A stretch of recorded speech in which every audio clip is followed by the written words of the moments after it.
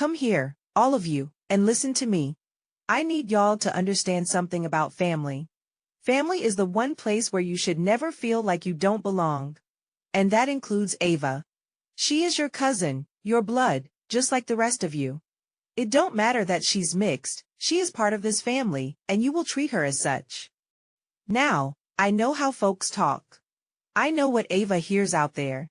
There are people who look at her and don't see a whole person, they see someone they can't put in a box, so they push her away. She's gonna hear she's not black enough from some, not white enough from others. She's gonna walk into rooms where people look at her like she don't fit nowhere. She's gonna have to work twice as hard to prove herself in ways that none of you ever will. And that ain't right. But that's the world we live in. Society will take any excuse to tear a person down, especially someone like Ava, who don't fit their small-minded ideas of what people should be.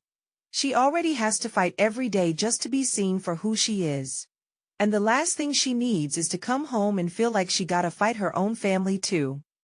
Our people have been through too much for us to turn on each other. We've been told for generations that we ain't good enough, that we don't belong. And yet, we survived because we stood together. Because we held each other up when the world tried to tear us down.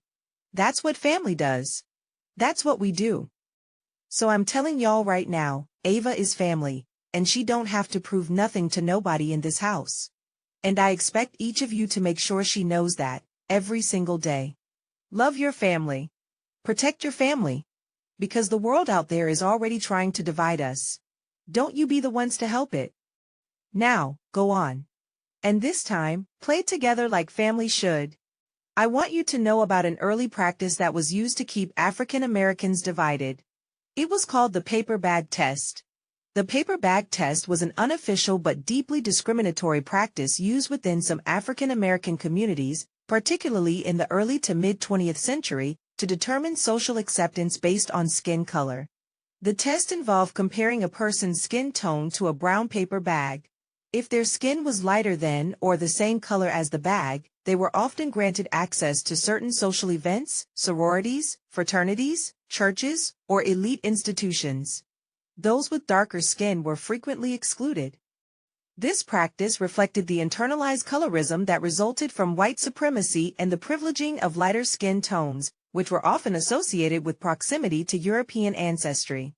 The paper bag test was particularly common among certain middle and upper-class black social circles, where lighter-skinned individuals often had greater access to education, employment, and wealth due to historical advantages from slavery and segregation.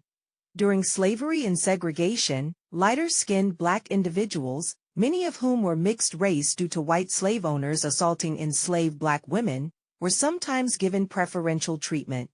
They were more likely to be house servants rather than field laborers and, after emancipation, had better access to education and economic opportunities.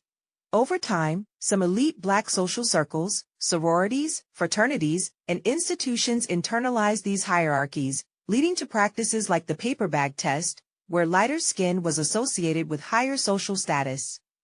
However, it's important to note that colorism was a product of white supremacy, not something inherent to mixed-race people.